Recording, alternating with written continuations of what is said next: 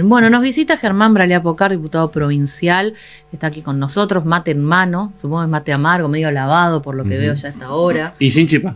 Y sin chipa, ha venido con las manos. ¿Cómo estamos, Germán? Bien, muy bien, un gusto estar con ustedes. ¿Sí? ¿Realmente les gusta a los políticos en campaña hacer recorrido de medios o dicen ya otra vez tengo que ir? No, por supuesto que a ver, en la política, Sí. si haces y no mostrás, sos Aragán. Si no comunicás lo que haces, nadie sabe qué hacer. Entonces, bueno, la verdad que nos gusta. Aparte, acá son todos amigos, son gente que conocemos hace muchos años y que de vez en cuando vale la pena el ida y vuelta y contarle a la gente lo que uno está haciendo, lo que uno piensa, lo que uno proyecta. Bueno, estamos ya recta final, camino al 22 de octubre, hubo debate. Primero te quiero preguntar si seguramente lo viste, ¿cómo lo viviste? ¿Te gustó la participación de los candidatos? ¿Te gustó la participación de tu candidato, Sergio Massa? La verdad que me pareció, en primera instancia, algo muy sano para la democracia que haya debate. Me parece que en todas las instancias, sobre todo ejecutivo, debería haber, también en la provincia. Hablando de eso, Cris, se me ocurrió, voy a presentar un proyecto de ley para que se debata obligatoriamente como en la Nación. Me diste una idea muy importante y lo voy a presentar. No, pero es cierto. A ver. Bueno, Chaco tiene por ley la obligación de debate en las elecciones provinciales. Así Casi todas las provincias lo tienen. Y la verdad que es sano ese diálogo, ese careo, esa interpelación y ese ver cara a cara al mismo tiempo a todos para tomar decisiones. Porque por ahí escribir un volante o hacer un spot es mucho menos espontáneo y natural que enfrentarse a la situación de tener que explicar una idea en concreto, un ida y vuelta, etcétera, ¿no? La mayoría de los consultores, al menos con los que hablamos nosotros en estos día y medio, dice que, digamos, no cambió mucho la foto lo que fue el debate en cuanto a lo que podría ser la intención de voto. Que el que ya tiene decidido su voto, lo único que hace es reafirmar que su candidato es la mejor opción y por eso lo eligió. Y el que no tiene decidido el voto es una persona, o el que votó en blanco, una persona que no está buscando candidatos, al contrario, que está bastante como reticente a la hora de escuchar propuestas. ¿Coincidís?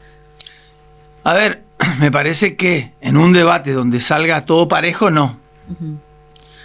Me parece que hubo una candidata que tuvo un par de lagunas y después salió a afirmar que se sentía enferma, pero la verdad que creo que el desempeño de Bullrich por lo menos no afianzó su voto. ¿Para vos fue la peor Bullrich? Bueno, por ahí yo no soy objetivo. Sí, no, escucharla después al otro día diciendo, bueno, hablé, me trabé, tuve lagunas porque tuve una gripe muy fuerte y un poco está autorreconociendo qué le pasó, digamos, ¿no? Sobre todo en un lugar donde se siente muy, muy incómoda, que son las políticas económicas, ¿no? Pero la verdad que nada, me parece que igual de todas maneras es sano, hasta para reafirmar el voto. En la historia de los debates hay un debate muy, muy conocido en los Estados Unidos, donde Kennedy termina de ganar la presidencia por un debate donde él se preparó, se maquilló, no transpiró y el presidente en ese momento, no me está saliendo el nombre. Nixon, ¿no es? Sí, Nixon lo menospreció y todos los estudios muestran que se perdió, entonces... Pero era también otro contexto, digamos. Otro contexto hasta que pasa, digamos, uno nunca sabe. Pero bueno, la verdad que yo lo vi a Sergio con firme, explicando por qué lo que viene para él es mejor, por qué la falta de dólares empieza a terminar con la sequía que está terminando y con el gasoducto, que la verdad que esas son... Acá hay dos cuestiones que afligen y nos afligen. Uno, la inflación, sobre todo. La inflación producto de... dos variables. Uno, la emisión monetaria que se tuvo que hacer en la pandemia para pagar la IFE, que le llegó a 750.000 argentinos, correntinos y al 80% de los argentinos, y los ATP, que son los sueldos que las pymes, los comerciantes que me están escuchando, cada uno de los empleados en blanco recibió. Eso sí fue emisión porque no teníamos capacidad de deuda. Otros países que pagaron, no todos, lo hicieron tomando deuda. Nosotros teníamos nuestro crédito agotado por... la política de Macri, que se endeudó hasta la maceta. Y la segunda es la brecha del dólar. Que, reitero, no pudimos en 4 años tomar dólares para poder tenerlo. Sequía, Fondo Monetario, ¿cómo? Esto. Hay números y datos que se dan con frecuencia y que uno no entiende el por qué. En América Latina todos atravesamos la pandemia. Sí. En América Latina todos hemos atravesado la sequía. ¿Y por qué no les afectó de la misma forma a Brasil, a Uruguay, al Paraguay, como a la Argentina? Primero, la pandemia... Vos ves hoy la inflación, que si bien es cierto, para los paraguayos es una barbaridad tener hoy un 8% anual, a nosotros 8% es semanal casi. Bueno, te afirmo. Te afirmo 3 variables. Una, los índices de mortalidad en la pandemia en Brasil y Paraguay fueron mucho más altos que en la Argentina. Nosotros priorizamos la vida antes del encierro. 2. Ellos venían de inflación del 2%, 3%, o sea, la triplicaron. Nosotros veníamos de inflación que dejó Macri del 60%. La duplicamos. Digo, porque la inflación no se mide por puntos solamente, se mide por nivel de duplicidad. Sí, pero el impacto no es diferente. Esperá, sí, punto. Diferente. Y segundo y tercero, es que ellos no tuvieron la pandemia anterior, que fue la de Macri, que dejó al país sobreendeudado. Ellos tuvieron la capacidad de salir y tomar crédito en dólares para que eso no genere, para que cubrir lo que no cubrieron en el bache inflacionario, tener dólares. Nosotros teníamos la cuenta, y eso está objetivo, la deuda más grande, que no sabemos dónde está, porque en última instancia, lo que nosotros tuvimos que emitir para gastar, y llegó al bolsillo de cada argentino. Que alguien me diga que nos recibió una IFE o una ATP.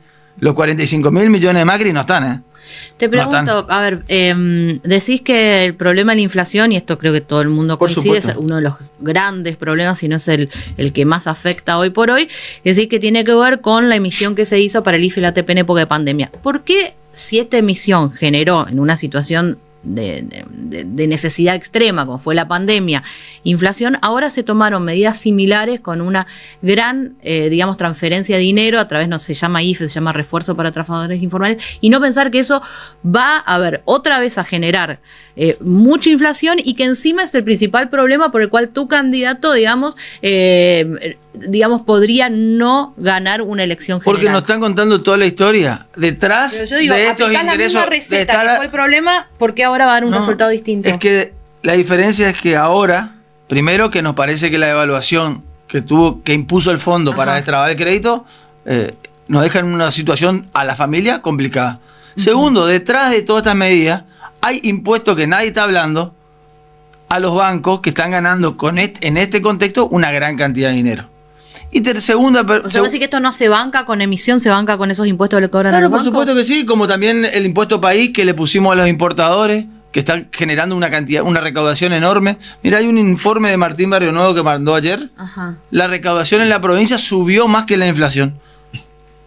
Objetivo. Además hay otras cuestiones. Así que estas medidas no van a generar más inflación. No, porque tienen su contraparte en impuesto, que el impuesto país, además son medidas que potencian el consumo, Germán, y se recupera muchísimo bien impuesto. Todo lo que significa impuesto terminamos pagándola nosotros. No. Nadie quiere absorber ese impuesto. Vos no pagás ni uno tu impuesto. ¿Estás seguro? Vos no pagás más ganancia, no pagás cuando te vas a comprar. Nunca pagué ganancia, pero lo voy a pagar en el consumo del producto. No, es que pagás menos. Ahora tu canasta básica no paga más impuestos. No es que tenemos más presión fiscal. No voy a pagar más IVA. ¿Sos banquero? No voy a pagar más banquero? IVA. No, ¿Sos importador? No voy a pagar más ¿Sos IVA. banquero pero importador? Me van a trasladar todo eso me lo van a trasladar a mí en el kilo de harina. No, la harina no. Pero la harina precisamente no paga y se mantiene el precio interno porque hay una brecha entre lo que consumimos. Si hay precisamente algo que era ilógico en este país, es que lo que producimos esté dolarizado. Precisamente en la harina, en la yerba, en el fideo, en el arroz, es donde no pagás impuesto país, Martín. Y bueno, son prioridades que uno toma. Nosotros decidimos bajarle a los productos de la canasta básica y subirle a los productos de importación que a veces terminan siendo, no digo lujo, pero menos necesario. Sigue siendo, el tema de las importaciones sigue siendo también, es un gran problema. Es un grave problema. Insumos en áreas. Acá es un grave problema. Tomógrafo porque no se pueden traer los equipos que son importados, están sin funcionar. Pero no solamente eso, hoy tenemos problemas con el gasoil. ¿Por qué? Porque el precio del combustible que tenemos nosotros acá, por una decisión estratégica que la producción y la industria tengan energía barata, sale el triple sale en el mundo. Y esas son las políticas que nosotros tenemos que preservar y ordenar. Como nosotros producimos mucho petróleo y exportamos, pero para nafta. Y en la ecuación se importa para diésel, bueno, hay que sentarse con la empresa y decirle, está ganando mucho en esto, compensar en lo otro. Pero no sé, pero digo, pues está bueno que pongamos este tema. Cuando se habla de la dolarización o la liberalización abrupta de la economía, es que en cada uno de los surtidores y los tanques de nafta de la provincia, del país, valga la nafta como vale en Brasil y en Paraguay. Digo, ¿ustedes creen, para liberalizar y que salga la nafta como sale en Brasil o en Paraguay, que todos lo sabemos porque vemos los paraguayos en los surtidores, se tarda una medida? ¿Ustedes creen que su salario sube con una medida al triple para pagar ese aumento? Digo, estas son las cosas que tenemos que discutir y son la que intentó Massa poner en valor en el debate. Y una cosa que me faltó responder a Marcelo es que la pandemia no nos afectó todo igual, Marcelo. La cosecha el año pasado en Brasil fue excelente y récord. Y fue el peor combo que tuvimos nosotros, porque ellos también producen lo mismo que nosotros. Entonces, no solamente que perdimos por volumen, sino que perdimos por precio, porque Brasil tuvo lluvia mucho antes. Se recuperó muchísimo antes de la pandemia. Sí. No. Te estaba escuchando, entre otras cosas, decías, por ejemplo, que el reconocimiento de que la emisión monetaria genera inflación. Hay mucha gente de tu propio espacio que dice que no tiene nada que ver una cosa con la otra. Y lo otro es... No es monocausal. La inflación es un proceso monocausal, más en un país donde no, porque el dólar, el dólar es una de las variables que se tiene en cuenta. Y sí, seguramente en esta alianza hay muchos que vemos diferentes problemas con diferentes matices. Como hay en Juntos por el Cambio, una Bullrich que quiere privatizar universidades, bajar 13% a los jubilados, etc. Y un radicalismo que se forjó en la franja morada, que cree en la educación pública gratuita y de calidad, y por eso también le hace tanto ruido a la candidata. Por supuesto que estamos en una democracia de coaliciones, y eso es lo novedoso en la Argentina en los últimos años. Nosotros por ahí en Corrientes, como ya tenemos una cultura coalicionista, frentista en el sistema político, estamos más habituados a convivir con las diferencias, ¿no? Pero no te preocupes que sabemos que hay algunos que ven más en el dólar, otros más en la emisión, otros más en los monopolios, que también son un factor de inflacionario, porque te estipulan el precio sin importar. En la preponderancia. La falta de competencia hace que no haya... Ahora, en lo que viene, está claro que el jefe es Massa, que el que va a ordenar y va a poner la preponderancia de hacia dónde ir para solucionar los problemas. Dijeron lo mismo con Alberto hace unos años. A ver, Sergio, se puede decir... Los otros no pueden dejarse, o sea, no pueden descartar así como hacía lo que fue la propuesta por la cual pidieron el voto hace poquito. Precisamente. Ahora, ¿ustedes dudan que Sergio sea jefe?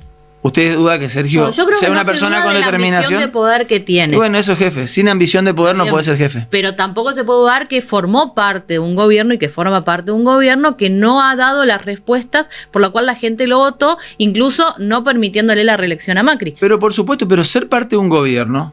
A ver, Patricia Bullrich fue parte de la alianza.